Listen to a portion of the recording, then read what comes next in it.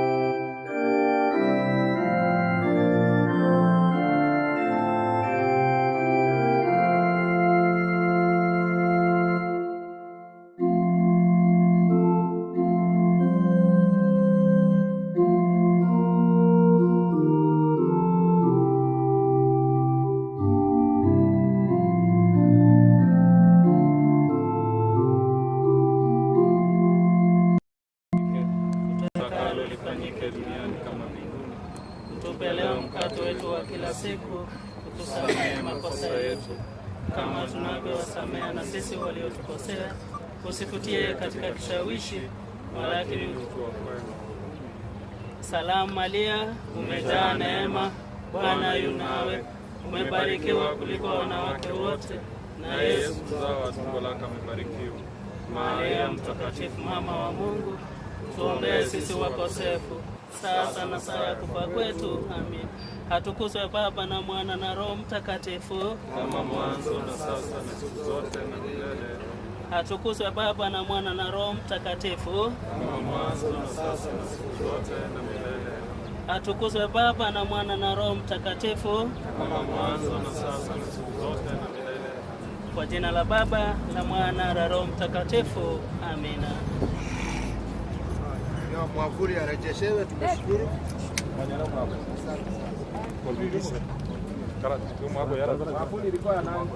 Leta.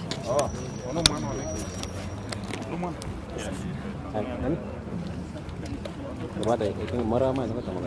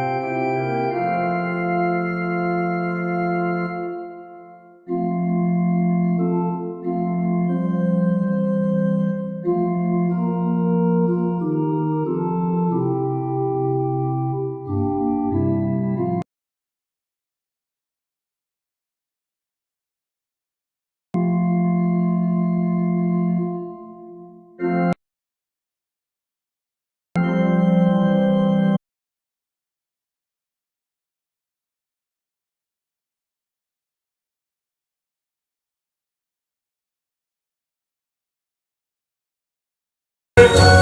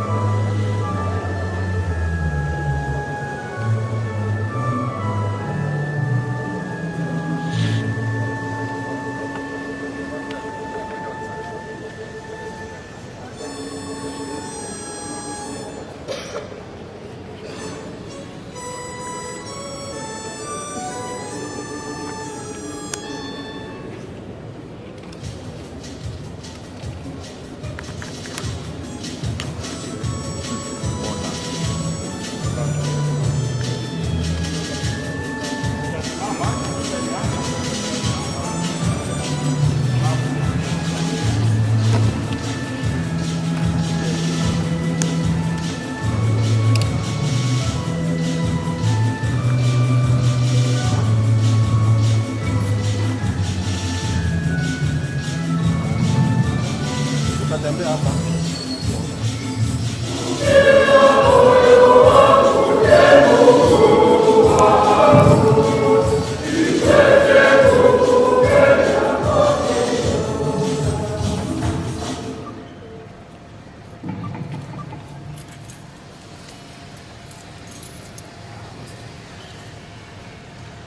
Kwa jina la Baba, la Mwana na Roho Mtakatifu. Bwana awe nanyi.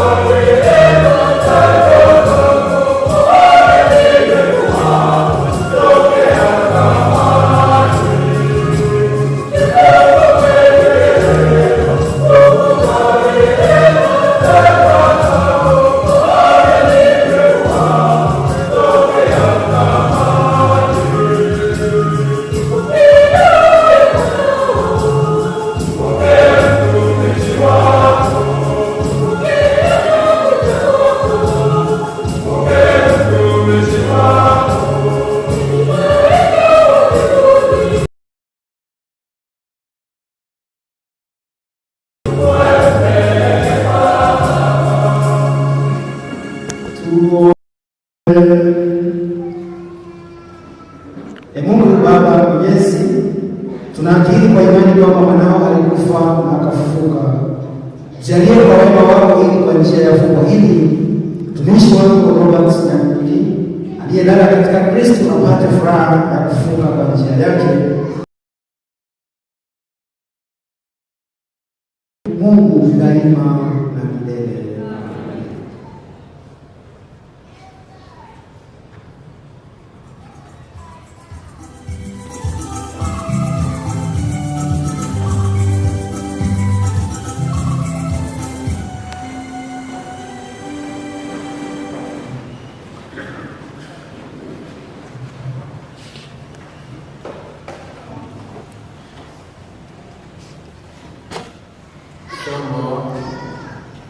kwanza. Somo kutoka kitabu cha Isaya. Sioni alisema, Bwana ameniacha, Bwana wangu amenisahau. Je, mwanamke aweza kumsahau mtoto wake? Aweza kumsahau mzao wa tumbo lake, asihurumie? Hata kama yeye angemsahau, lakini mimi sitakusahau wewe hata kidogo. Ona, nimekuchora juu ya vitanda vya mikono yangu. Kuta zako ni mbele ya macho yangu daima. Neno la Bwana. Wimbo wa katikati utaongozwa na kwaya.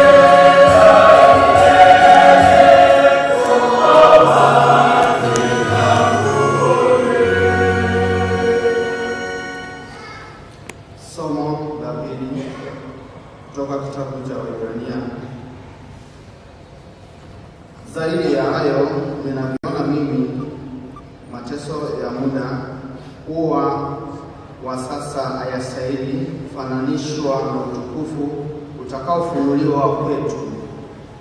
Kwa maana viumbe vyote vyautazamia kwa pupa ufunuo wa utukufu wa wana wa Mungu. Maana viumbe vyote vimeshushwa katika ubatili, si kwa hiari yao aliyevishusha, lakini bila uvivu. Ndiyo maana viumbe pia vitakaookolewa katika utumwa na uharibifu na kujaliwa uhuru wa utukufu wa watoto wa Mungu. Twajua basi ya kuwa viumbe vyote vinapiga kite na kushikwa na uchungu mpaka sasa.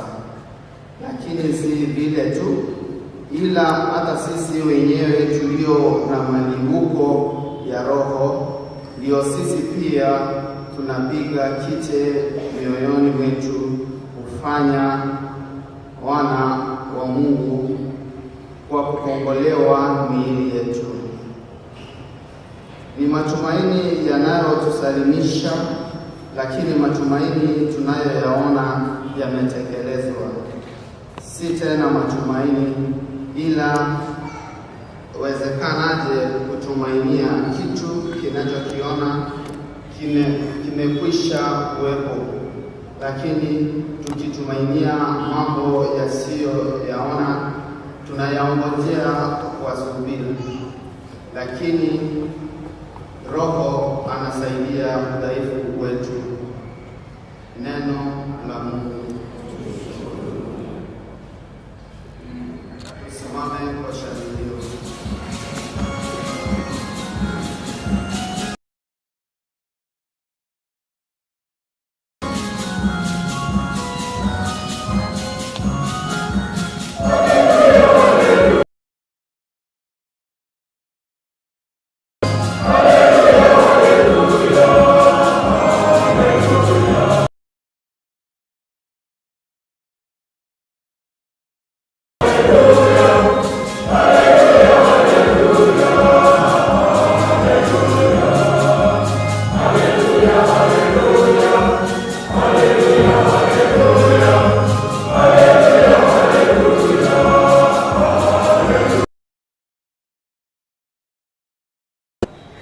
Bwana awe nanyi.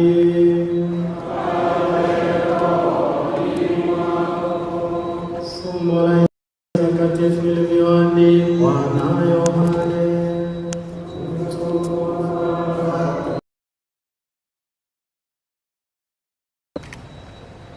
Martha akamwambia Yesu, Bwana, kama ungalikuwapo kaka yangu angalikufa. Lakini hata sasa najua ya kuwa Mungu atakupa chochote utakachomwomba. Yesu akamwambia, kaka yako atafufuka. Martha akamjibu, najua utafufuka siku ya mwisho. Yesu akamwambia, mimi ni ufufuo na uzima. Anisadikie mimi, hata kama atakufa ataishi. Injili ya Bwana.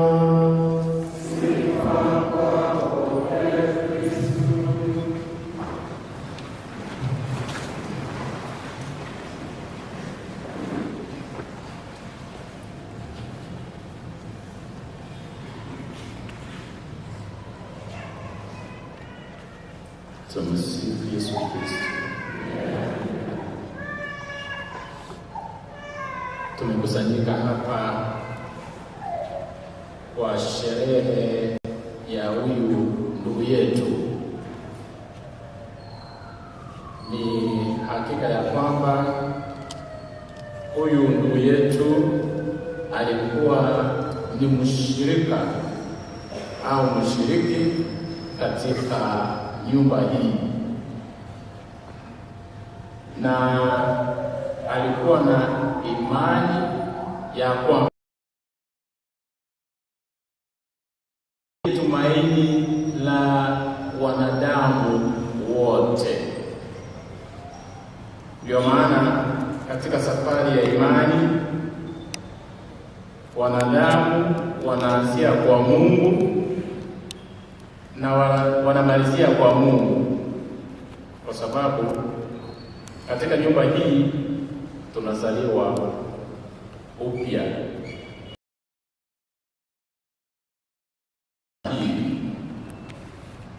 Kwa hivyo kuanza kwetu ni kwake Mungu na kurudi kwetu ni kwake yeye.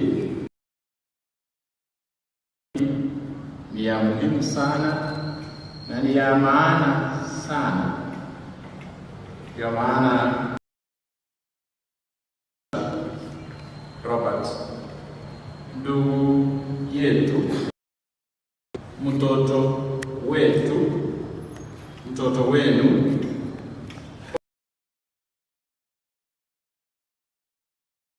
na kutujalia maisha mapya. Tulichokipatiwa mtoto kilikuwa ni zawadi, anayetukirimia vitu vyote. Kwa hivyo sadaka kwa wazazi, bila mzazi na yule mama, na ni zawadi ambayo tulikuwa tunamshukuru Mungu, tunamwambia asante. Na labda tulikuwa tunaelewa au hatukuwa tunaelewa ya kwamba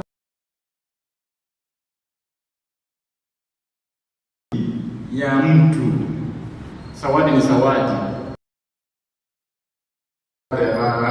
Ausi ikiabani yabande so ekegeli Nyasaye atoede gikuruko umwana, ekegeli Nyasaye atoede Robert, na Nyasaye akabeka ekegeli asa bayibuli bakamora, bayibuli bakamwegenda, bayibuli bakamwanja, abayibuli bakamusembelia. Kumbe ubo maene ekegeni otanyale bateba ekide kiane because asinali kiarwende asinali kili naenda asinali yeutia. Oyo maite nururi anayefahamu ni nani? Yule mwenye anatoa zawadi hiyo. Oyo kuwekegeni. Katoka kuwekegeni, tunapokirimiwa zawadi tunafurahia. Katoka kuwekegeni toko excited. Kiagera toko yoja tote bajes to anyone. Oyo romana. Bubu itakegeni. Tukolia lero batamanyeti buna ligo chikoba kuchiankio. Ebango tarasa kusemelia. Tunatembea katika ulimwengu huu kama vipofu, lakini imani yetu inatuelekeza kwake Mungu tuliyeamua kumwamini na kumtumainia. Kono kero kende Nyasaye agokora ebintu byogotogechia. You see, byogotogechia. Kono obuna bw'omwanya bantu agokora ebintu byogotogechia. Aba engo kuona ego kuna mwanya bantu because I can estimate okogechia kwa Bible asitenkora chiamo akedakegeni ekuruko mwana kiarule asibaya. Ngokwana ego because malita kuona boigo Martha anaongea hivyo kumhusu ndugu yake Lazaro. Yesu, kama ungekuwa hapa haya yote hayangetokea. So Yesu noyulira lero manditayo osemwanya bantu noyugukiranga Yesu tayo kwagira Yesu nigakale localized akale chugu usakale kimu usakale keroka usakale naku usakale majimu usakale Uganda usakale Tanzania maneno yalikuwa ligira kwa mtoromi to takwete kanga ya taarifa oborobese yemurumi nataje ngendo torasomewa wasomiwe because naikelia Kristo kwa kalia bandoraye kwa soma Yohana tusoma Yohana 11 ukisoma Yohana mlango wa 6 mstari wa 32 na 33 Kristo anawaambia wafuasi wake na waumini wake ya kwamba katika ulimwengu huu kuna machungu asenzeye ama runaleo uwechanda kuleo kule mirungo leo binadamu waige, wasome, wajifunze kutembea katika ulimwengu huu jinsi ulivyo, na jinsi walivyofundishwa katika katekisimu yao ya kwamba ndivyo hivyo mambo yalivyo. Alafu yule Mtakatifu Paulo katika barua yake kwa Warumi anatupatia matumaini na tulizo ya kwamba majuto, machungu tunayoyapitia katika kipindi hiki, katika mapito yetu ya ulimwengu huu, hayawezi kulinganishwa na furaha, matumaini yetu kwake Kristo Yesu katika ufufuko. So ndio maana wanapotembea huku kama utarasese ayabakumira, ayabakorora, ayabakuigwa, ayabagwetera tabasiko baitwa moyo patene bokomu asoko muiwe na Nyasaye. Bana ni tebile bibele omwiwe na Nyasaye singa kichoboro, omwiwe na Nyasaye singa kichomabo. Then nanye bitobite bibele gokongwa singa kichoboro gose watendereka na gokuomoyo singa kichoboro na wachora mwanya bantu okoye wali bagalia wachora. So mwanya bantu tema kolemereria. Number 2, tema kolemereria na gosemeria. Tema gutenda bokomu kana guteba tena bokomu tebanya kana mwanya bantu biba siku chiaye nuko ngai duaye nuko nyara kwaye tena bokomu because ama tema ayitinga kichi yako ama nito kama sisi taratibu ndio kutokonya kile kutokonya ya dogo severia naende ya toa au severia asa ya rebusio agora toa terra wana yaende chawana ndio yaende kwa sababu kwa kweli kiara wana ndio yaende Nyasaye ndio sana mimi kwa ile direka Nyasaye ndio kuonya aya saya tilo dia sole so that mwana bantu acha kwa ngaika asokonyie biteli yao bila nyale kumokonya sisi kutia matendo kama sisi mtakatifu nechi mruchetu kiagira gapo abuno ensoko yake asa soko hiyo no tukubucha awaseni boito no tukubucha amawoko ito no tukubucha obugima bwaito no tukubucha oborabu bwaito nanyine kanese yamanire twarare bono yaende uko sababu ito muruki asike mwanso mise takatifu elia amanene bareni abayibuli namba 1 bareni abayibuli egere banyare goitaba ebintu birito wetera sensei eke mokiaro kiareire asenka yaito kiareire asaba sani baito kiareire asaba yini egere batele bokomu asaba maskani Nyasaye kemo tabatiko raga tebekera kulikira abarumi asaba mungu kwa kabere asema hivi akasemeria kuli kutumaina ikiagera ni kama viumbe vyote vinalalamika na vinaugua kwa uchungu mkubwa, lakini vina matumaini kwake yeye aliyeshinda. Ya maana unapotazama msalaba unaona ushindi wa Kristo Yesu anayetupatia nguvu za kuendelea. Abakonye ukona kugusa abakonye atakonye naenda agendere gutumurikira togenderere egere amakweli ogwa kwese kwa omweyo mo kuye weito kosele weito na ubora weito aba igerere yale ile chinguru Maria mawe nana aba ikuri Maria sino kicho bareo toa chinguru sino kicho bareo toa ikani sino kicho bareo toa sile egere toa inekelie naende amkinyeleo kada asese mwana mechande bigi na madengo magini dinde bingi limota na witaba ngo toro kereire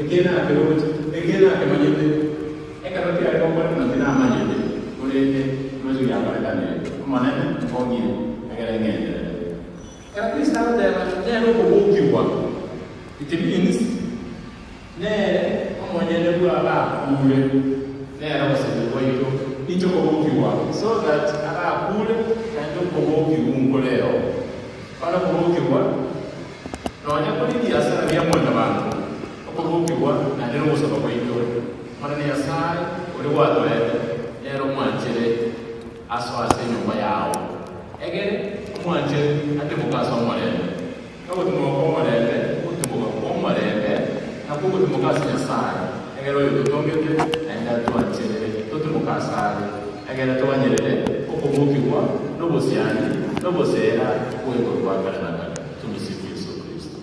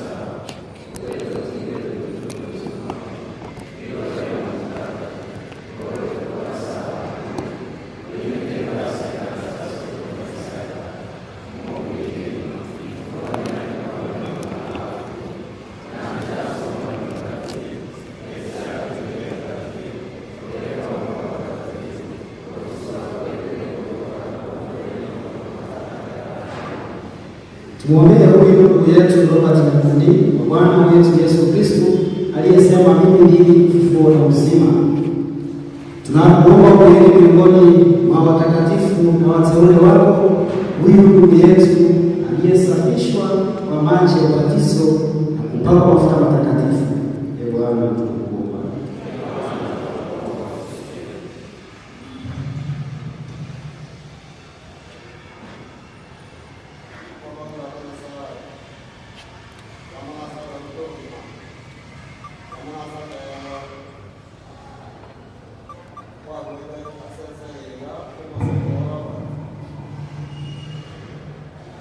Yamana selasi aleo para na maselestia ona kwa mwana ni awaibulbaye abana mama abatgaye abana tumuye mama ekwaya aleo para Yesu ndiwaye asawa hotel tosa mama yaye amane ni ala mtu para leo sababu kwa sana sana sore ina kwa sore asante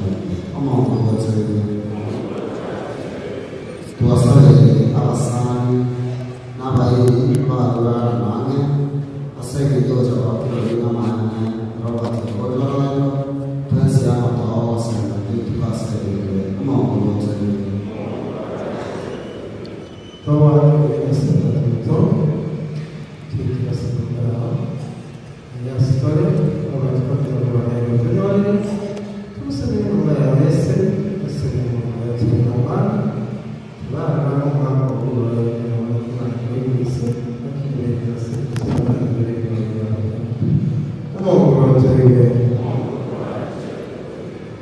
Mungu, Muumba wetu na mkombozi wa waamini wote, usijalie roho za marehemu maondoleo ya dhambi zao zote, kwa maombezi yetu daima. Tunaomba hayo kwa njia ya Bwana wetu Yesu Kristo.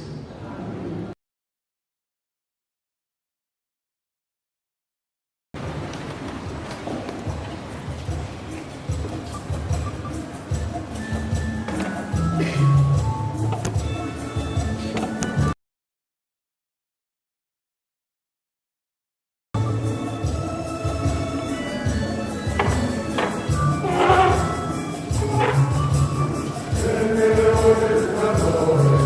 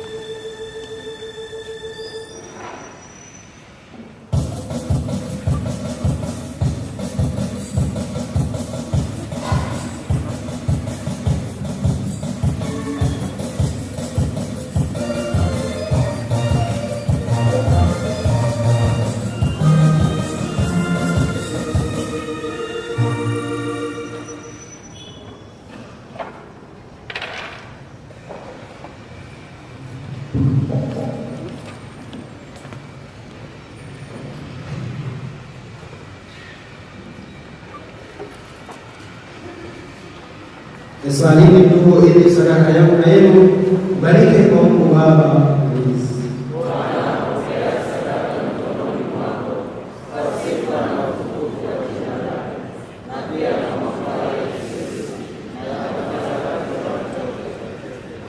Bwana, tunamtolea kwa unyenyekevu dhabihu hii, tukiomba rehema yako kwa ajili ya wokovu wa mtumishi wako Robert Nyakundi, na kwa kuwa hakutia shaka kwamba mwanao ndiye Mwokozi wema, tunakusihi mjalie ili amfikie na kumwona yeye aliye hakimu mwenye huruma, anayeishi na kutawala daima na milele.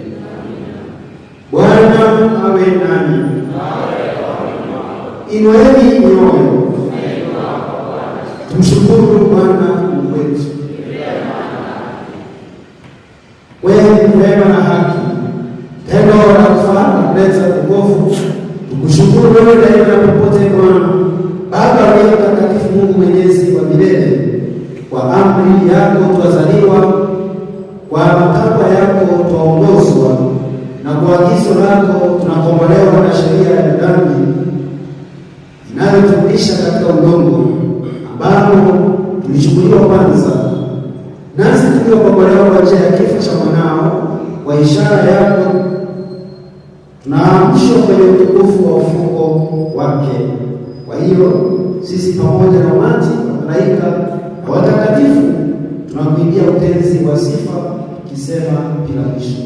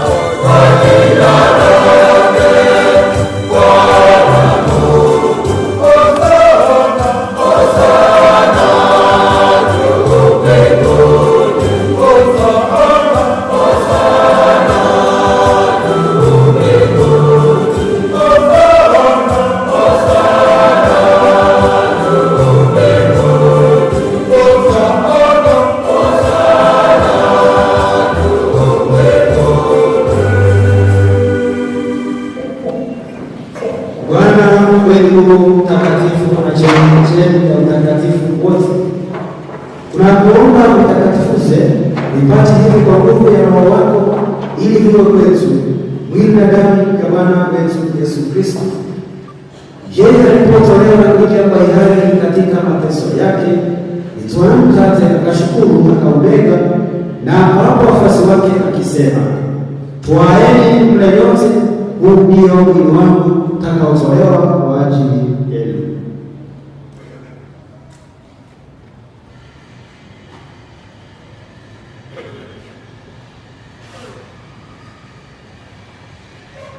Vivyo hivyo baada ya kula, akitwaa kikombe na kushukuru tena, aliwapa wafuasi wake akisema, twaeni mnywe nyote, hiki ndicho kikombe cha damu yangu, damu ya agano jipya na milele, itakayomwagika kwa ajili yenu na kwa ajili ya wengi kwa maondoleo ya dhambi.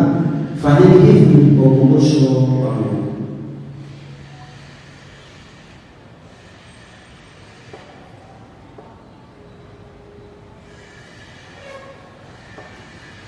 Fumbo la imani.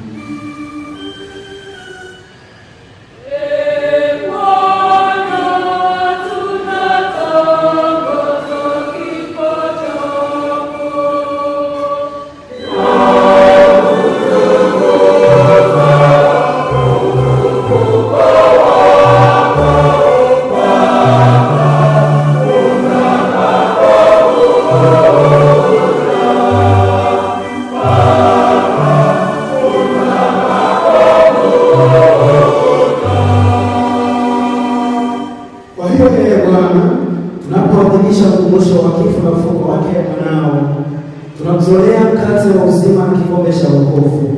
Tunakushukuru kwa kuwa umetustahilisha kusimama mbele yako na kutumikia. Pia tunakusihi kwa unyenyekevu, ili kwa kushiriki na damu ya Kristo, usanyi wa Roho Mtakatifu, pate kuwa jamaa moja.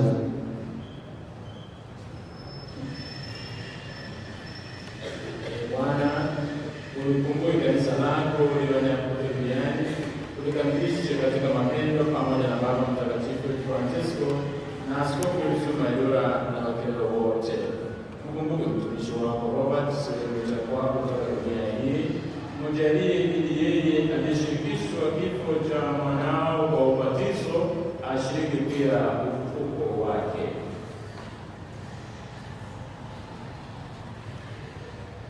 Wakumbuke pia ndugu zetu waliofariki dunia wakiwa na tumaini la ufufuko, na marehemu wote waliofariki dunia katika huruma yako, wapokee kwenye nuru ya uso wako. Tunakuomba utuhurumie sisi sote, ili pamoja na Maria Bikira mwenye heri mama wa Mungu na Mtakatifu Yosefu na wake huyo Bikira, mitume wenye heri na watakatifu wote waliokupendeza tangu kale, tustahili kushiriki uzima wa milele na kusifu na kutukuza kwa njia ya mwanao Yesu Kristo.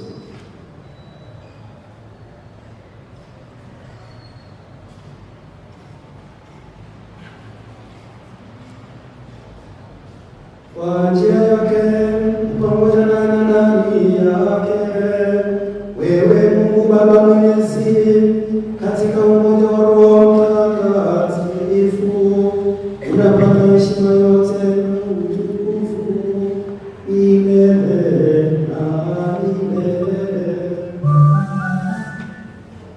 Amina.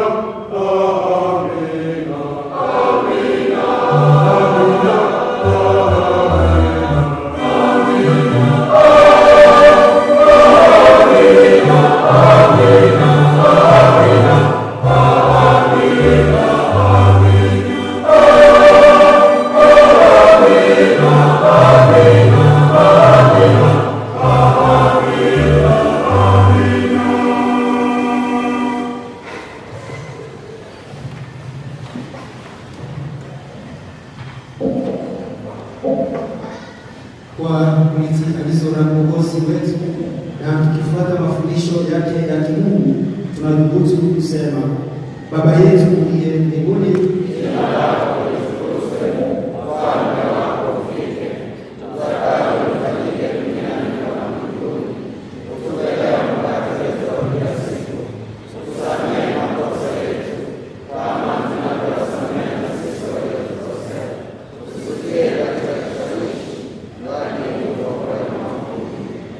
Bwana tunakuomba utuokoe katika maovu yote.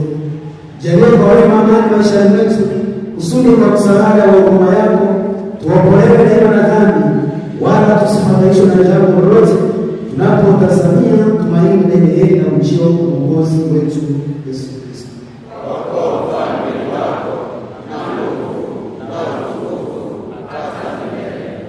Bwana Yesu Kristo, uliyewaambia mitume wako, amani na wachieni, amani yangu nawapa, msitazame dhambi zetu, ila tu imani ya kanisa lako.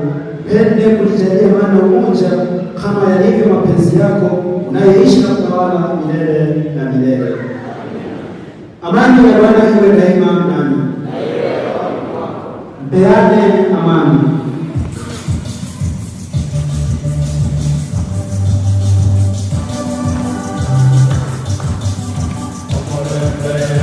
Amore,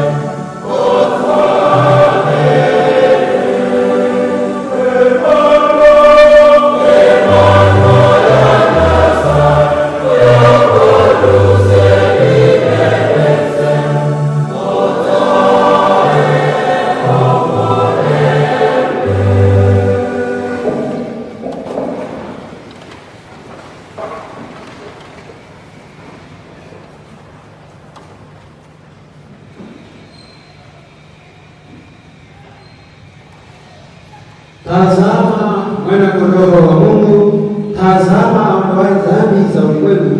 Heri yao walioalikwa kwenye karamu ya mwana kondoo. Ee Bwana,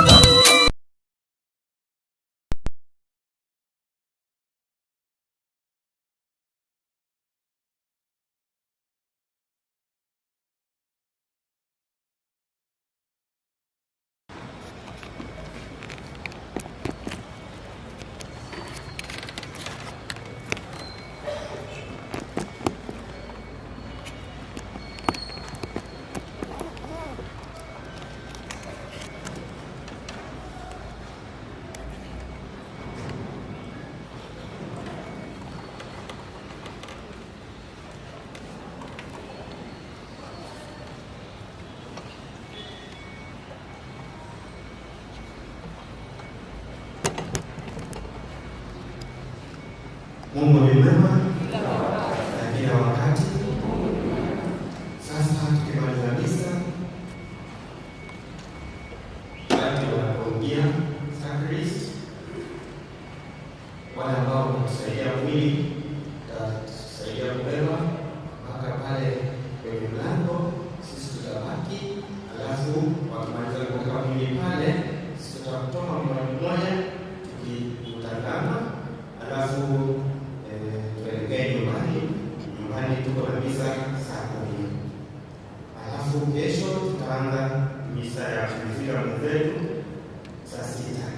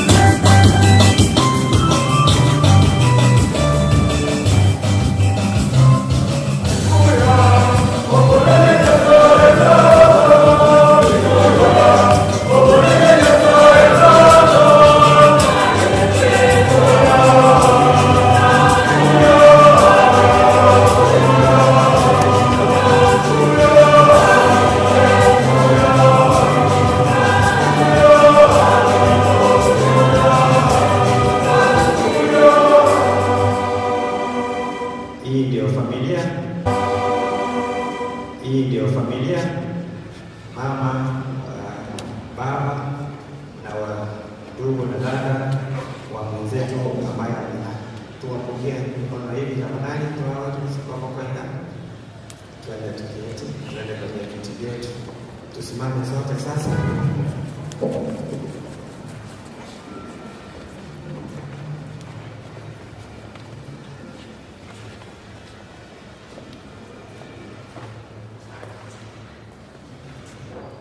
Tuombe. Bwana Mungu mwanao anatuachia kwa mapamba katika sakramenti ya mwili wake. Kwa nguvu ya chakula hiki, upende kumjalia ndugu yetu Robert Nyakundi afike kwenye karamu ya milele ya Kristo anayeishi na kutawala daima na milele. Bwana awe nanyi. Wabariki Mungu Mwenyezi, Baba na Mwana na Roho Mtakatifu. Nendeni na amani, misa yetu kuisha.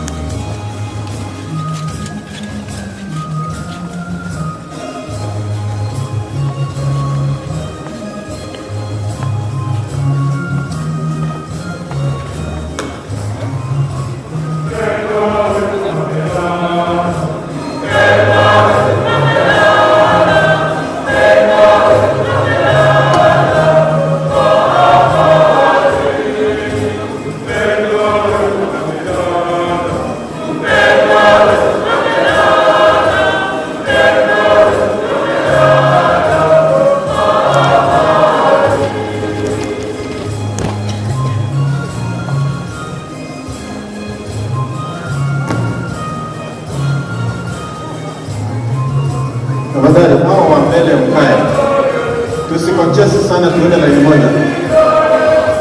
Hawa kwa katikati ya pande hii mkae. Tungoje wale wakimaliza ndio tuendelee.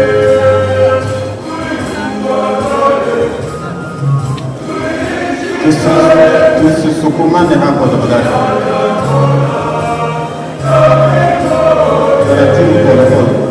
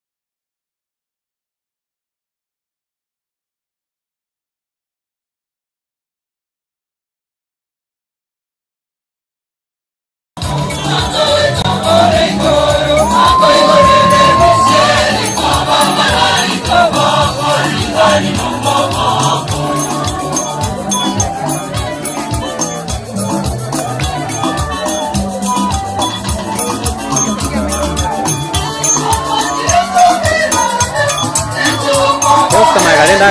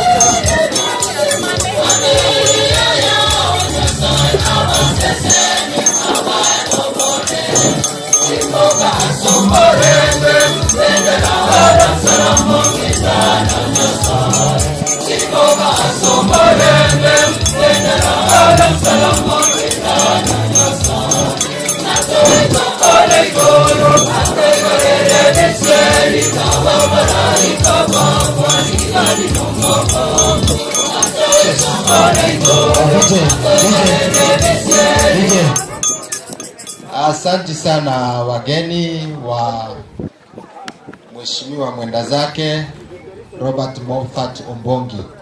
Ningeomba tutulie kidogo, familia tafadhali. Hapa mbele kwa father, tupatie familia mkono wangu wa kushoto, wa kulia. Familia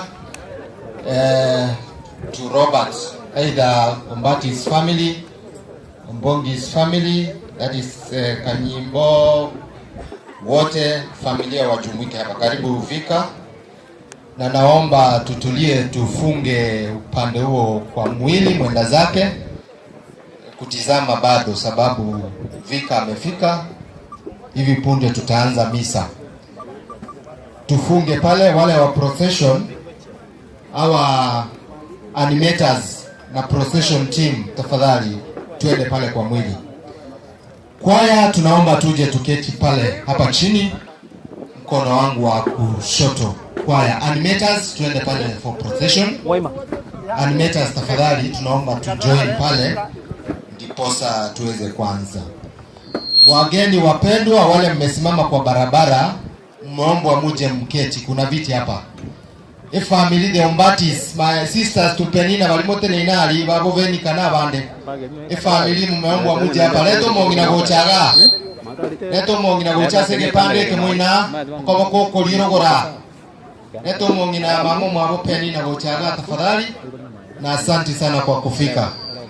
The sisters Tupenina, you belong to the family. Inchuo cha moina kwa koko lia tafadhali. Molete gocha moino ba moro kele liga. Walete mama mzazi. Makori Ben, maua yenye uko nayo ndani ya gari tunakuomba pia ulete. Kwaya zote wale mmefika kuja hapa karibu na DJ. Kwaya zote. Animators na waomba tuende pale kwa procession. Hivi punde tunaanza misa.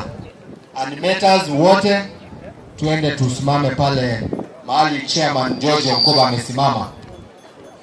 Familia karibu father, procession inaanza.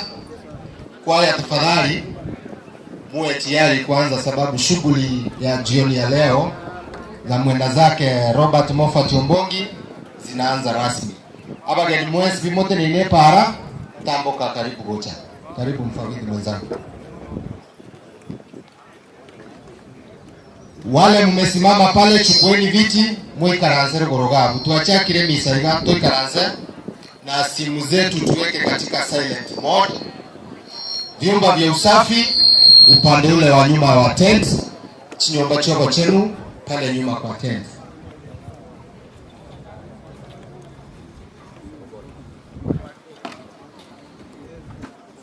Family kwa Kanyimbo family, the Ombatis family, mumeomba mchukue nafasi zenyu hapa.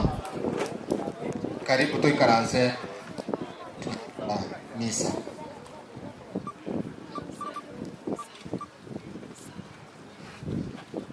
Walimu tenine para, mumeombwa mchukue viti. Wale marafiki zetu wa bodaboda, kuna viti za kutosha.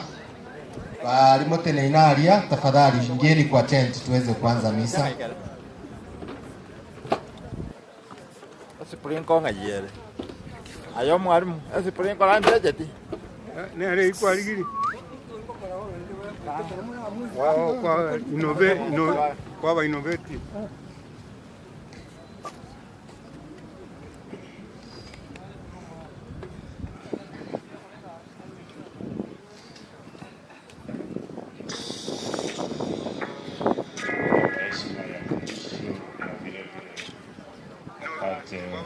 ya misa takatifu awekwe mkononi mwake Kristo ambaye alishinda mauti.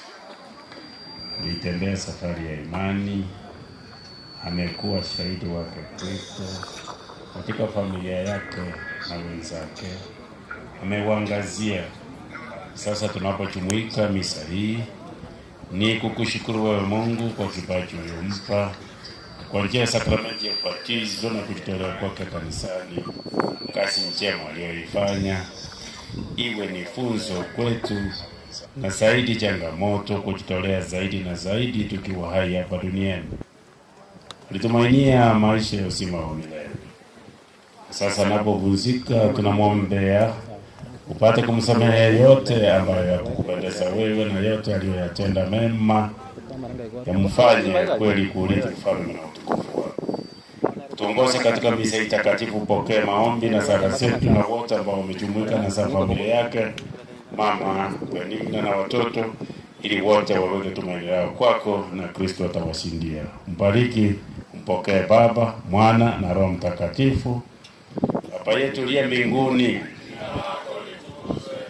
ufalme wako ufike, utakalo lifanyike duniani kama mbinguni. Tupe leo mkate wetu wa kila siku. Samehe makosa yetu kama tunavyowasamehe na sisi waliotukosea, usitie sawa na maovu. Salama neema, Bwana umebarikiwa kuliko wanawake wote, na Yesu mzao wa tumbo lako amebarikiwa. Maria mtakatifu, mama wa Mungu, sasa na saa ya kufa kwetu. Amina. Baba Mungu Mwana, Mungu Roho Mtakatifu, kama mwanzo na sasa na siku zote milele. Sasa kwa hiyo kituongoza tunaandamana kuelekea altarini ili tuanze misa takatifu kwa pamoja.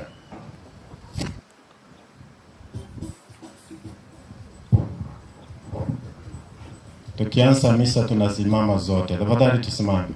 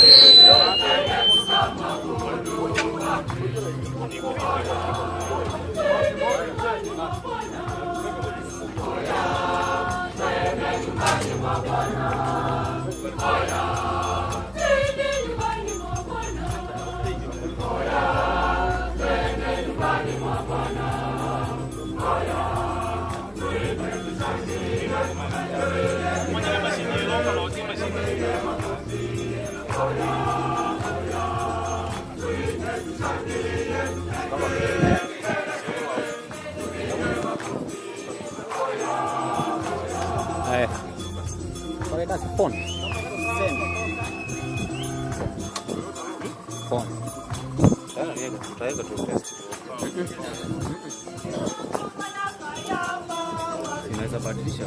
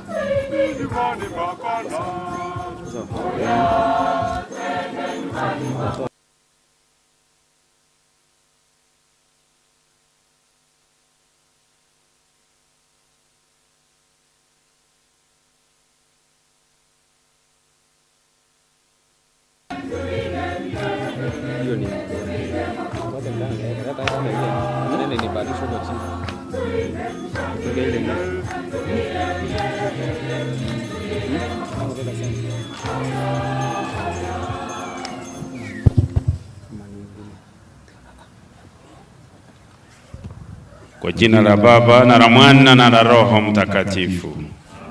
Neema ya Bwana wetu Yesu Kristo na upendo wa Mungu Baba, ushirika wa Roho Mtakatifu viwe nanyi nyote.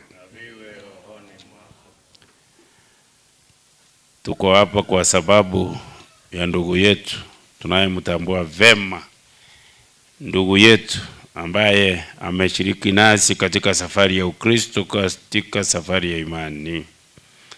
Tuko hapa kuomba na familia Penina na watoto, ili Mungu Mwenyezi awape tumaini na imani iwaongoze katika Kristo na mema aliyoyatenda Moffat Robert yawe ni ukumbusho kwetu ya kuwa Mungu ametujalia mengi mema maishani, na hayo yote tunapoyatenda kwa wenzetu tukimtumikia Mungu yanaonyesha wema wake kati yetu, utukufu wake kati yetu, na lile tumaini tunaloliishi. Kwa kazi njema aliyoifanya, tushiriki pamoja misa hii takatifu tukijuta dhambi zetu, ili sala zetu zipae mbinguni, na tushiriki kikamilifu misa aliyoshiriki Robert Moffat Nyakundi.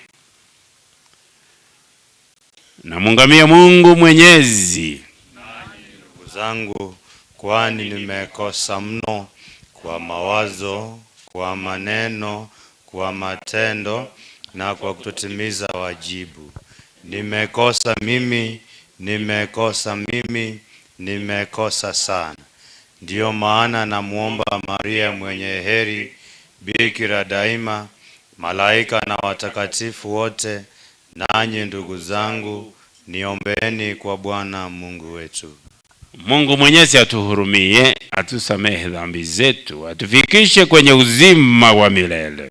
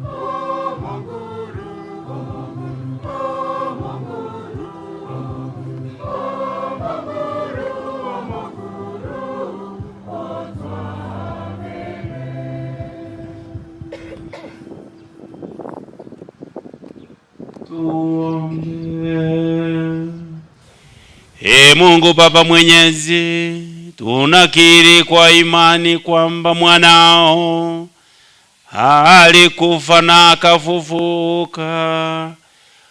Utujalie kwa wema wako ili kwa njia ya fumbo hili mtumishi wako Robert Nyakundi aliyelala katika Kristo apate furaha ya kufufuka kwa njia yake. Uwabariki wa familia yake kwa imani walionayo, sana sana Mama Benina Kerubo, Ravenda Morana Alexia, ili waendelee kumtumainia mwanawe aliyeshinda mauti, anayeishi na kutawala nawe katika umoja wa Roho Mtakatifu, Mungu daima na milele. Amina.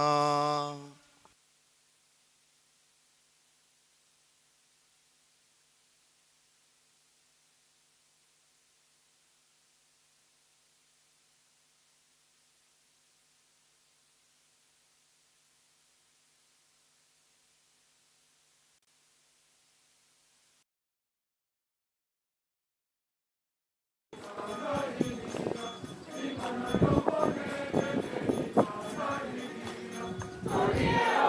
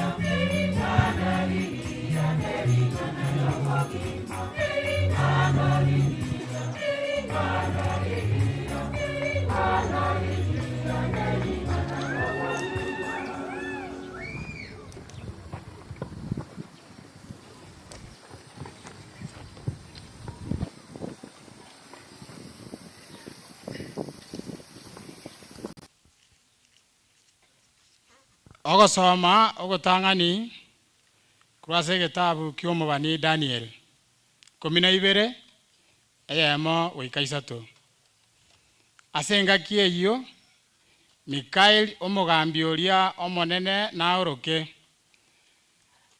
atenenere abantu bao erio nebe engaki y'emechando menene mono eyetana koba rinde korwekero egesaku kia mwanya bantu giachagete kobao goika ase engaki eyio korenda ase engaki eyio abantu bao mbatorigwe kiroyo omoyi erieta riaye riranyorekane ririkire ase egetabu eria abange babo bararire ase riroba ime mbaboke abande banyore obogima bwa kare na kare na abande banyore obosoku nogochaywa gwa kare na kare abo barabang'aini mbabe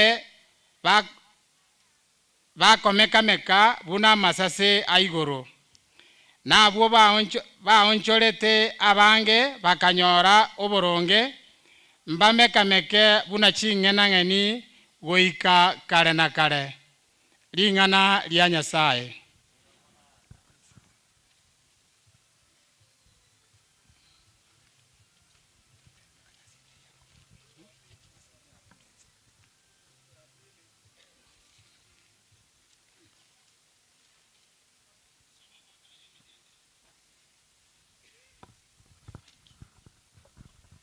Somo la pili kutoka kitabu cha Wafilipi.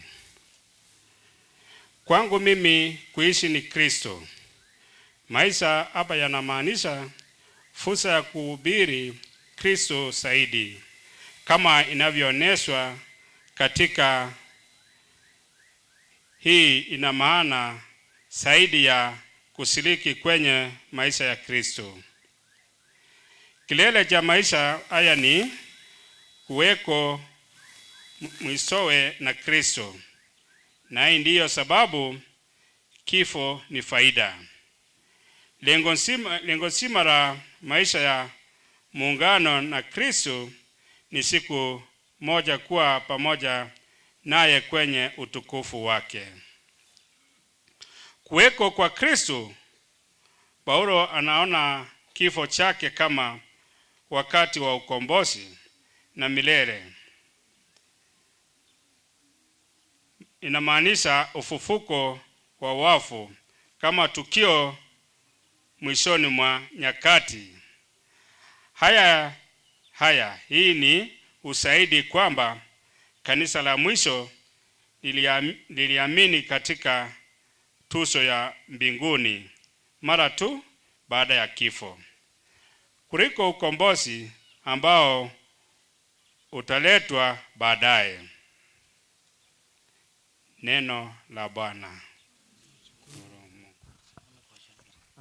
Tusimame kwa sangilio.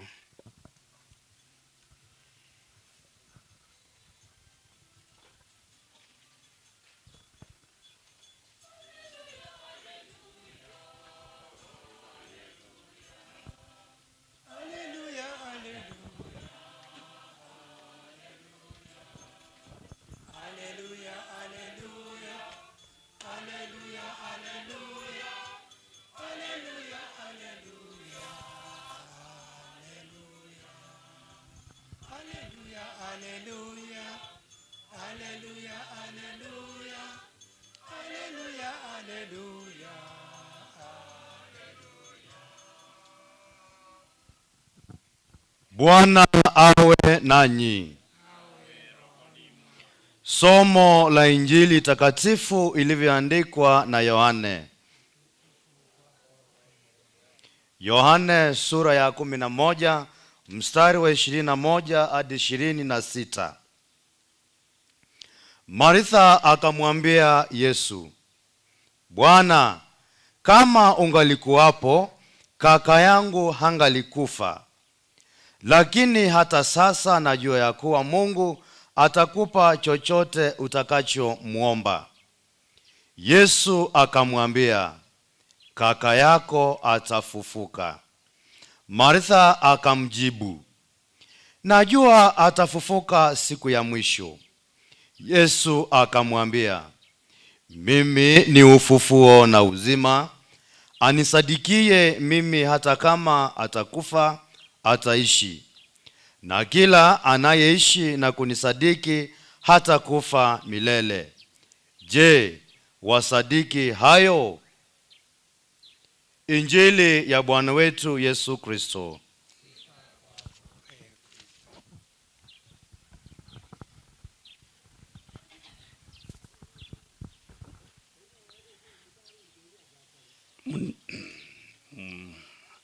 Monsabere tintambe na igwali batanga somo lyo kotonde twende mbele.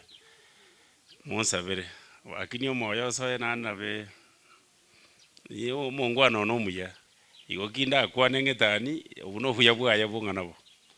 Lakini ntate ko summarize masomo ninyi orite bunasoma indigete ba openigina ndage to bwate iga omonto omuyere gakure abantu obonsi basasoka ochire igoro ase Nyasaye ina akorire ng'iche yende mosani narebwo kwegena mosikaine buno oyo mino obwata amanyinga y'abantu n'amasikani asaba mwabo bwanjeta abanene n'abake korwa inkago ikasemeremo nakorire ekebona kingokorera tingo chiare tatori igoro abange bakure baraba ya mono abange bakure baraba ya mono aseigo nerebu ya tomo bake Yesu twaikirere aseigo nerebu tomo bake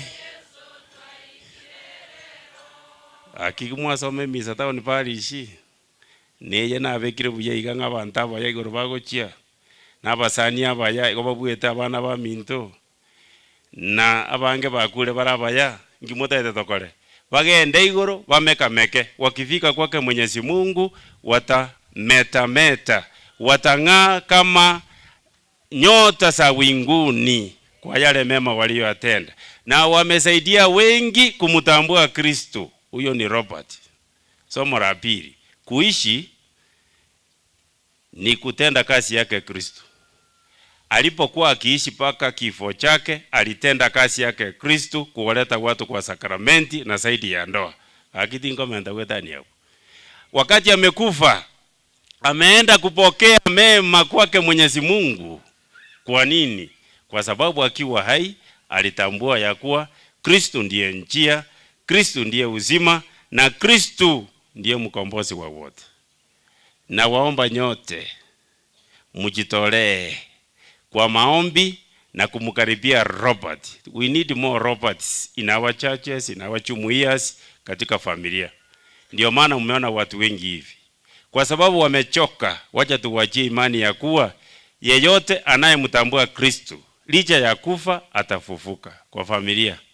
Nona bantaba ya Nyasaye bara ile botambe Penina ayano muntu mungwana n'abana bawo gabu Rafenda na Alexia abuna abana ba Nyasaye andi Nyasaye ko balenda unaba malaika intutu ensi bunaba Kristo ntuge ntegeso na kweta makweli kama alishinda mauti alishindia kama Robert na kama anawabariki wote anabariki familia ya Benigna akisema atakubariki hakuna atakayezuia kwani yeye ndiye Mungu mwenye baraka so. Nanjire Nyasaye tata umutongi igoro nanse na Yesu Kristo umwana oye omomoima omonguru weito akaberekwa n'omwoyo omutagatifu oiboretwe na Bikira Maria osuretwe na Pontio Pilato obambetwe ase omusaraba okwete otindegetwe otirimbete gochia magombe rigoro ria matuka atatu orogete korwa saba kule olinete igoro asaikaransa sokoli kwa Nyasaye tata omobwike gima korwa rongairane kugambia abagima n'abakule na njire asomoyo mutakatifu ekerisia katholiki egetagatifu bekwamo kwa batagatifu koruseliwa kwebibe koroka kw'omubere n'obogima butakoera. Amen. Mungu Mwenyezi, umemuita shujaa kati yetu, shujaa wa imani aliyekuwa akiishi imani kwa matendo. Tuomba umpokee katika ufalme na utukufu wako. Familia yake iwe na tumaini kubwa, na ikitembea njia yake Kristo wakutane achapo katika utukufu mkuu. Bwana tunakuomba.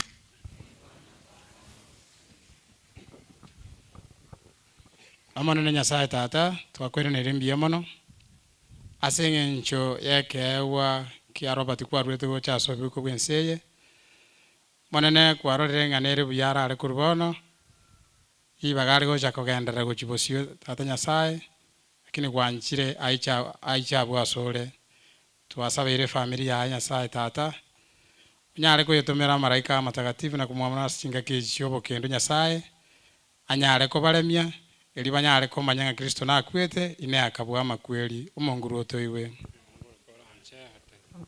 teto sabere bonsi abarwarete na nene aba basiriro kwegena banyaka bagwo twaro kwegena machonta tansaye so asibali bonsi barwarete batwaro kwegena uno kuroba tiabwate ende kerera atoke una twararire tore naye monguru otoiwe tosabere emioyo y'abaminto bari basirire anene omoyo Robert omochenta Nyasaye ese kinga kie gitwaretera abaminto bonse bari babeire bagotonyora kurwa sobo ikobwense tata barorera mabera kinga kibarenge sorogendo rwense aya bakorete mamincha namagani yao tata nyara kubabera rorango omoyo boyo minto Robert ekerarenge sorogendo rwense tata asachiete mamincha namagani yao mwabere mororekanere mokoyanerie bisibo bya yari buri gatori elianyare oso asogo sasoka gotakoera omonguru otoiwe tata muyambi yamono biyamona asengenje nalituko kwabegete bene mwana Robert ali gwikasenka yae twenywero mwana Benina nabana baye baba Bikira Maria musiboro kinirwao omobisyo mwambaro nabana baye eli bareme bamanyenga litukelimo mbanyorana no mwanchu obo abuguru omonguru otoiwe.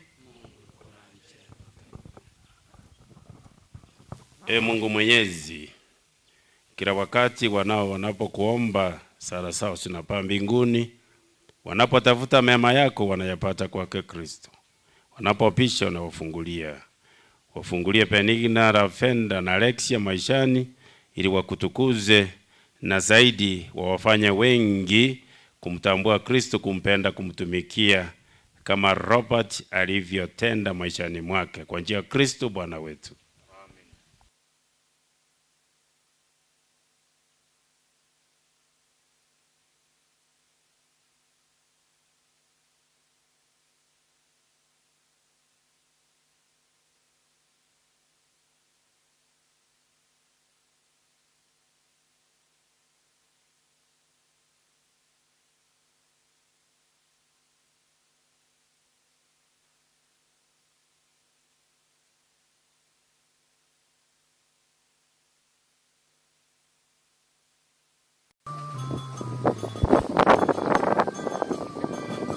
Ni wakati wa sadaka, kwa hivyo kila mtu anaombwa ajitolee ili achongee mbele na sadaka yake.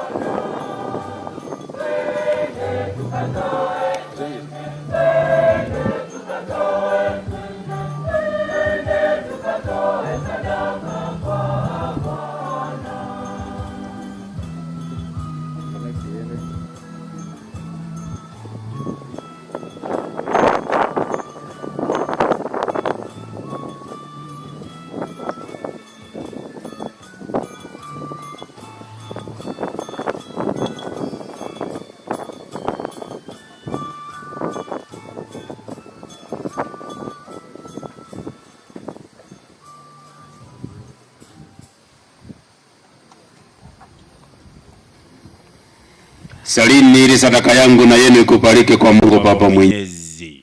Bwana apokee sadaka mikononi mwako kwa sifa na utukufu wa jina lake, na pia kwa mafaa yetu sisi na ya kanisa lake lote takatifu. Bwana, tunakutolea kwa unyenyekevu dhabihu hii, tukiomba rehema yako kwa ajili ya wokovu wa mtumishi wako Roberto, na kwa kuwa hakutia shaka kwamba mwanao ndiye mwokozi mwema, tunakusihi umchalie ili amfikie na kumwona yeye aliye hakimu mwenye huruma, kwa njia ya Kristo Bwana wetu. Bwana awe nanyi. Inueni mioyo.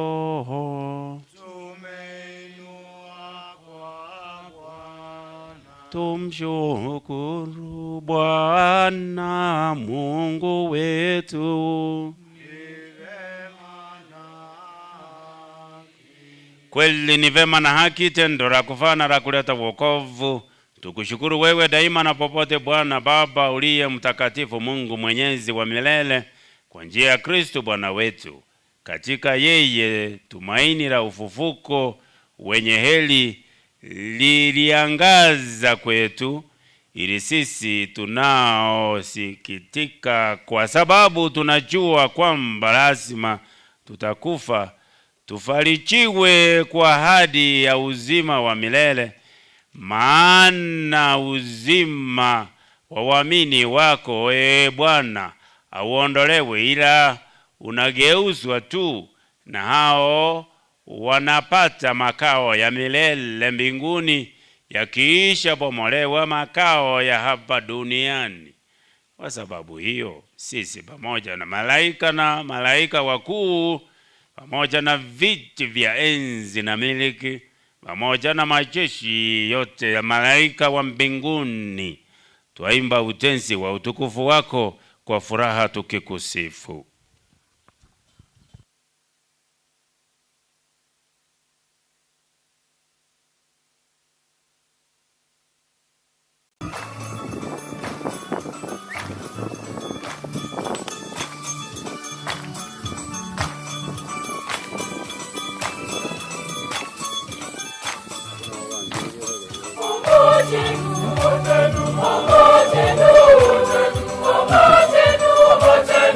Thank you.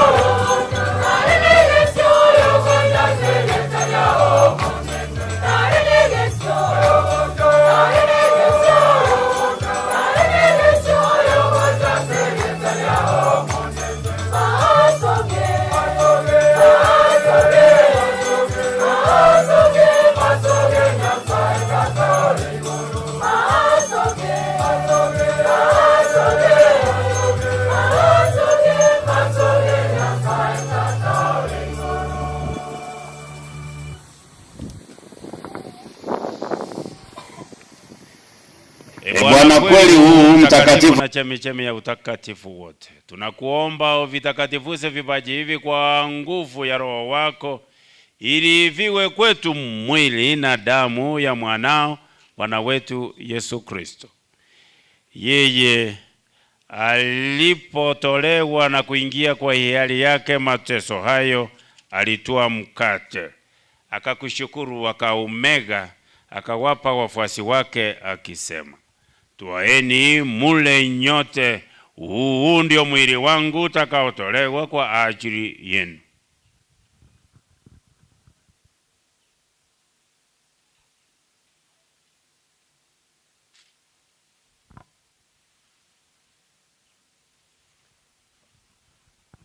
Vivyo hivyo baada ya kula akatwaa kikombe chenye divai, akakushukuru, akakutukuza, akawapa wafuasi wake akisema, twaeni munywe nyote, hiki ndicho kikombe cha damu yangu, damu ya agano jipya na la milele, itakayomwagika kwa ajili yenu na kwa ajili ya wengi kwa maondoleo ya dhambi. Fanyeni hivi kwa ukumbusho wangu.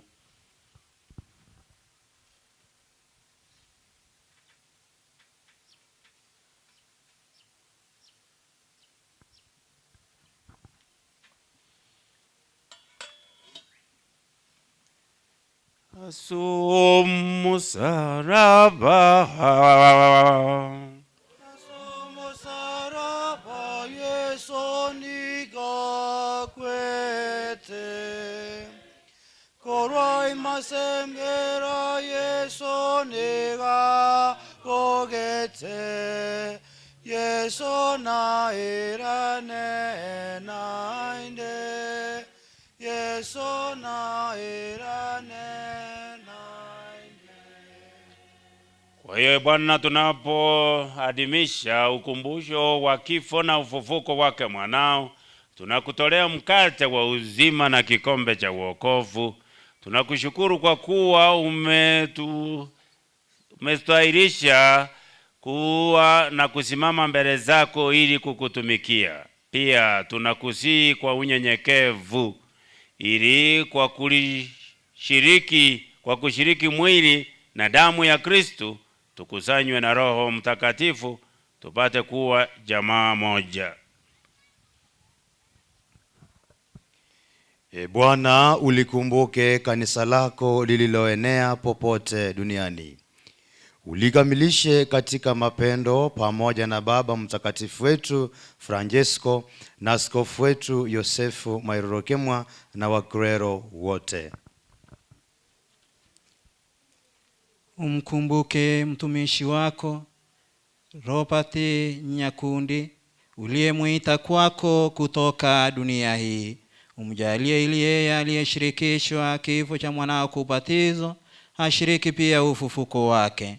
Uwakumbuke pia ndugu zetu waliofariki dunia wakiwa na tumaini la ufufuko, na marehemu wote waliofariki dunia katika huruma yako. Uwapokee kwenye nuru ya uso wako. Tunakuomba utuhurumie sisi sote, ili pamoja na Maria Bikira mwenye heri mama wa Mungu, na mtakatifu Yosefu mume wake huyo Bikira, mitume wenye heri na watakatifu wote waliokupendeza tangu kale, tustahili kushiriki uzima wa milele na kukusifu na kukutukuza. Kwa njia ya mwanao Yesu Kristo. Kwa njia yake, pamoja naye na ndani yake, wewe Mungu Baba Mwenyezi, katika umoja wa Roho Mtakatifu, unapata heshima na utukufu wote daima na milele.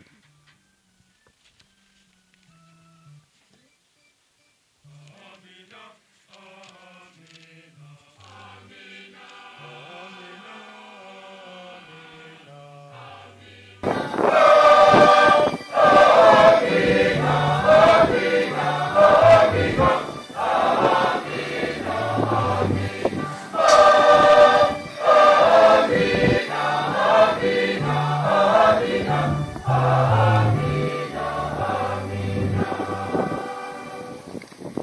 sasa kwa kulitia agizo la mkombozi wetu Yesu Kristo na kuyafuata mafundisho yake juu ya kimungu, tunathubutu kusema: Baba yetu uliye mbinguni, jina lako litukuzwe, ufalme wako ufike, utakalo lifanyike duniani kama mbinguni.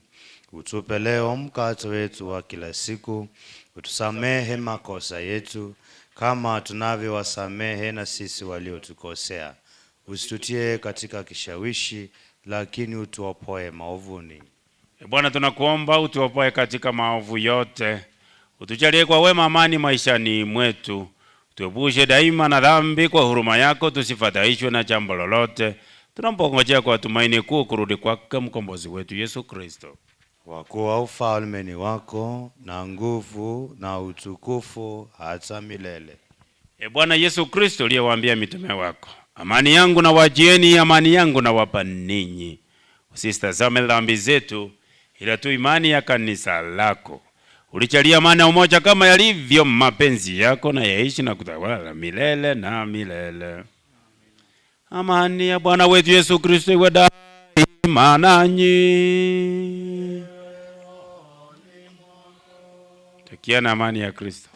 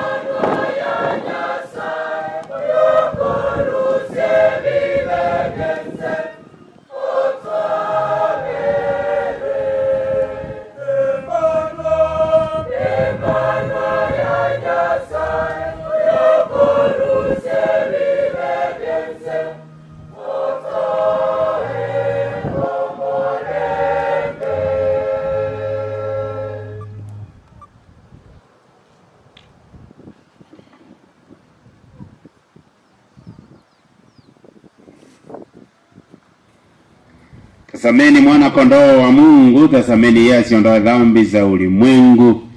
Yetu sisi ambao tumealikwa kuitikia kushiriki pamoja na mwana kondoo.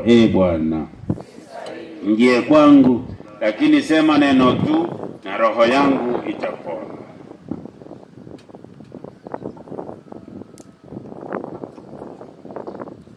Esara yogotorirwa nasao nontori enyore komuniobea Maria babonsabere maraiko n'omwanjo nkoro bucha saltari ya Nyasaye sara yogwanja Nyasaye namanyire ng'anyo olumuri omutagatifu wa Yesu ndi namanyinga yenye bikiagera ebyekagwate babo nanjira ine enkoro yane yonsi sara bogweteia saa nengwete gande njiro omusari omoreu timwenere tinkonyora omubiri namanyinga Yesu okobe ebibe byane monguru timwene tingoso mwane ne otega na ya moyo kana moyo ne ngongwen sara yokweitia Nyasaye nengweitia no kobibyane subina ya byakobe na eno muyakigima kubono tingo takosalika bere Nyasaye muyonkwere sara yogosasima Yesu Nyasaye monenone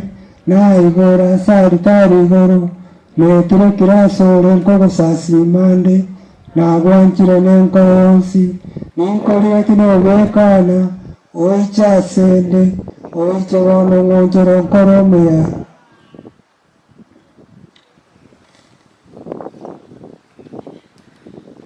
asoko utabusayi bakonyora kumunumba liboka baliganirie bali bakonyora butambe tutoita twensi bali bataligo batara igorerwa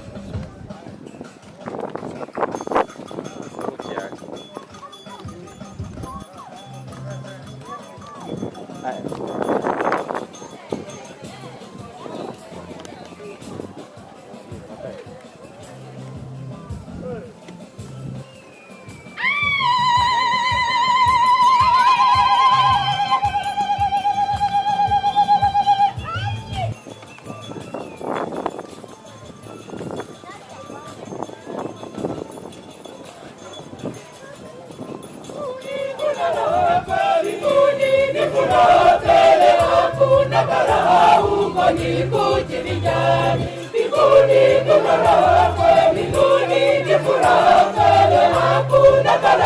huko ni kujivinjari, ni kujivinjari, ni kujivinjari, ni kujivinjari, raha ya milele, ni kujivinjari, ni kujivinjari, ni kujivinjari, raha ya milele.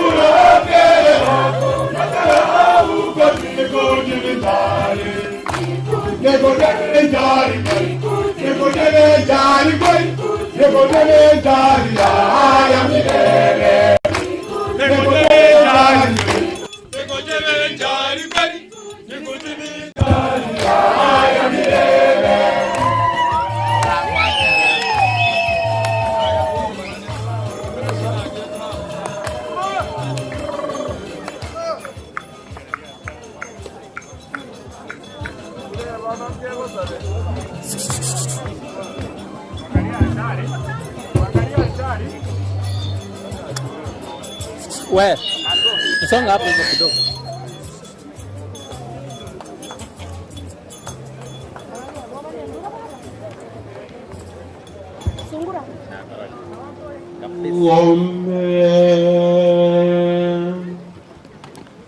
Ee Bwana Mungu, mwanao ametuachia komunyo katika sakramenti ya mwili wake kwa nguvu ya Furahiki, upende kumchalia ndugu yetu Robert Nyakundi afike kwenye karamu ya milele ya Kristo, anayeishi na kutawala daima na milele.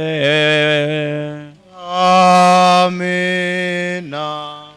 Bwana awe nanyi, awabariki Mungu Mwenyezi, Baba na Mwana na Roho Mtakatifu. Amina. Tuendelee kuwa maujaji wa tumaini, tukimuombea huyu ndugu yetu Robert na familia yake Benina, Ravenda na Alexia, tupaki na amani. Tumshukuru Mungu. Twakore buna Nyasaye totebia ona koko genda umanye ngene sucha tugukura iga embure ya matenga orare buya.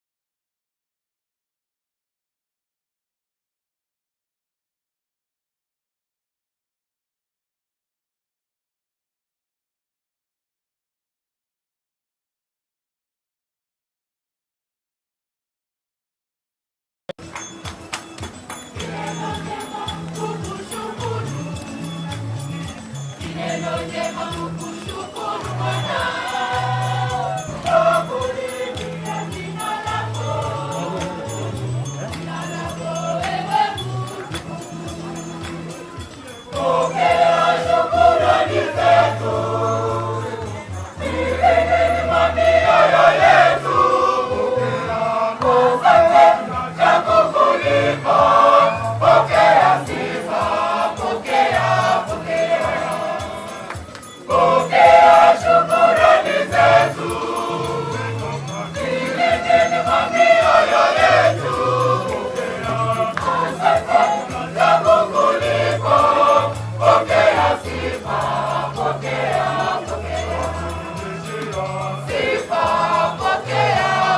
Asante sana.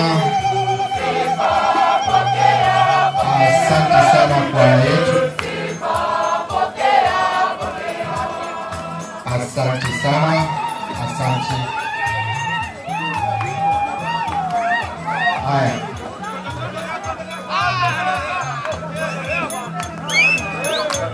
Tuendelee kuimba. Sasa ningeomba ni wakati wa kutizama mwili wa mwenda zake. Ni wakati wa kutizama mwili abantu babintu b'amasongo omwamato ino nande ndugu yenu karao nuberoye Robert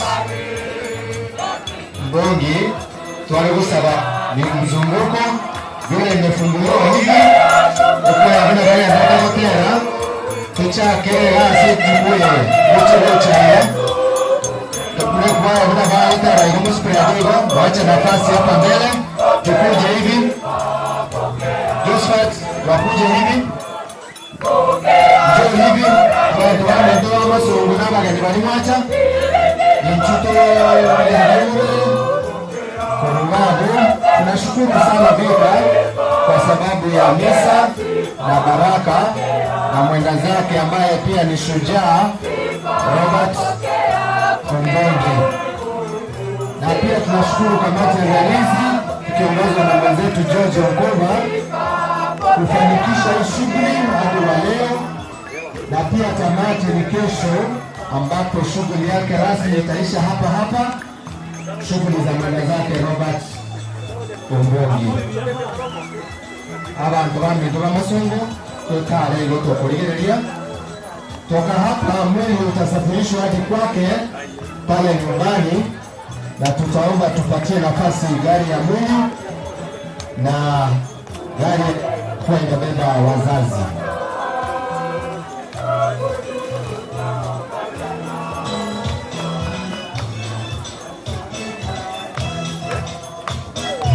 Oh,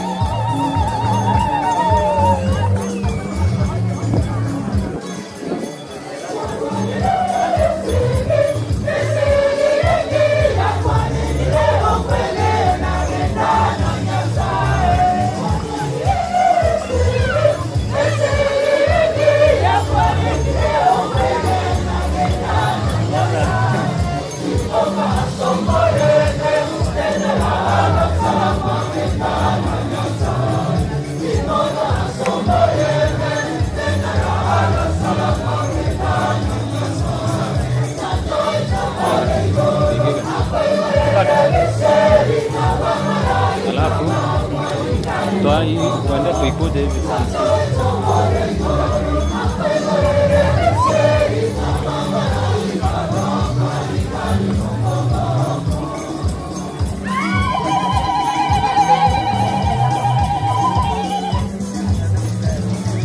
Tano ito huko ndianza kuikuja kutoka kwa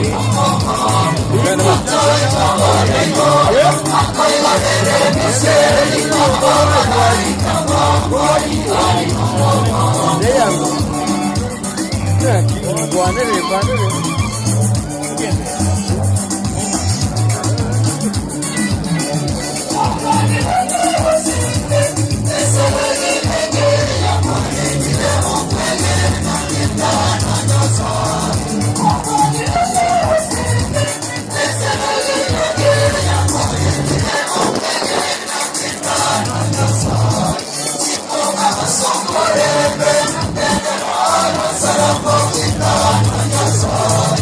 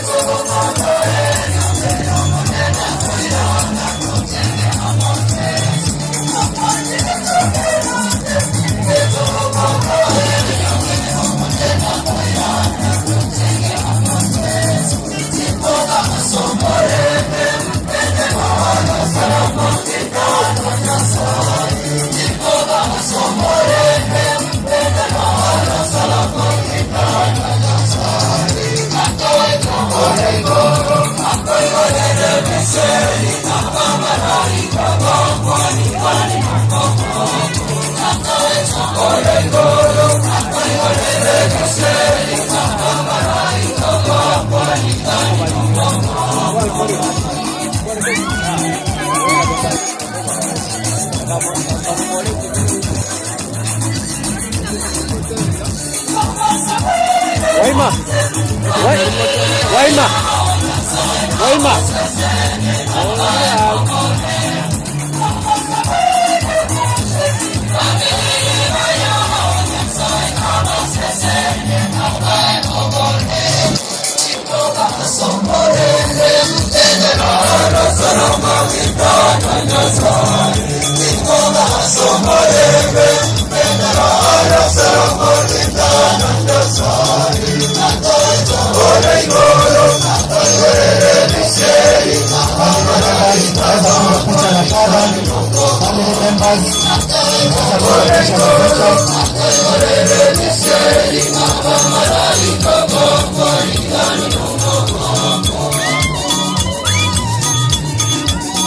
Asante sana Vika, nakushukuru sana kwa Musa.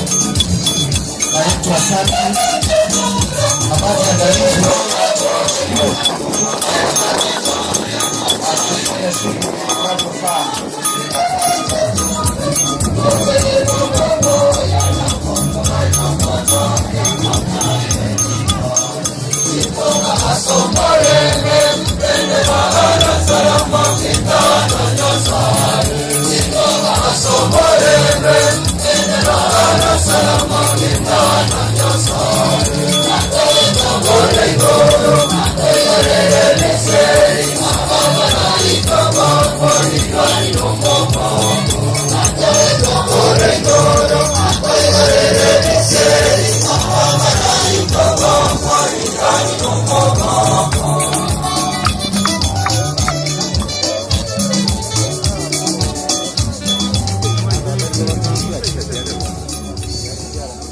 Sasa tunataka kufanya safari ya kuelekea nyumbani kwa mwenda zake. Pia kwaya tutawahitaji safari yenu ya kumzindikisha kwenda pale nyumbani. Catechist wa Ebate Catholic pia mtuongoze kwenda pale nyumbani. Kwa hivyo kwaya mmefanya kazi nzuri. Kesho pia mjiandae. Naomba wageni wote kesho shughuli rasmi itaanza saa 3 asubuhi papa hapa uwanjani Masongo, na pia asua tutakuwa na maombi, group photos na nyimbo. Kwa hivyo sisi wote tumealikwa kesho hapa saa 3 asubuhi kwa misa na shughuli ya maliza safari ya mwenda zake Robert. Kwa hivyo naomba wale house bearers na procession wale walikuwa wanabeba mwili wa mwenda zake tusafirishe hadi kwake pale nyumbani.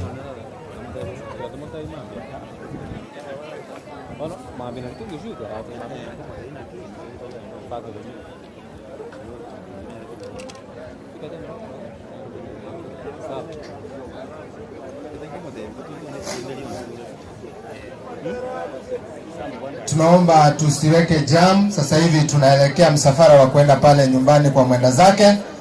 Nafasi pale ni ndogo zaidi, kwa gari haziwezi kubaliwa kuingia. Kwanza kabisa tunaomba gari ya mwili iweze kukaribia hapa karibu kuelekea pale nyumbani, na hii gari ya familia. Ni gari mbili tu zitakubaliwa pale nyumbani. Haya DJ, tuweke wimbo.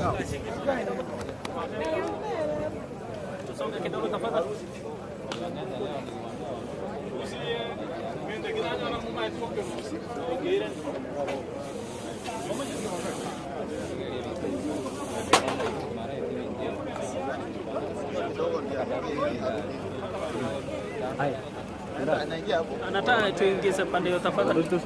Sungura. Sungura sikia yake. Kwaya leo tuko basaba mumaete safari ya mofatio tutagete twaleru. Naomba hata kama mmechoka tafadhali mchangie kwa nyumbani. a setup tupate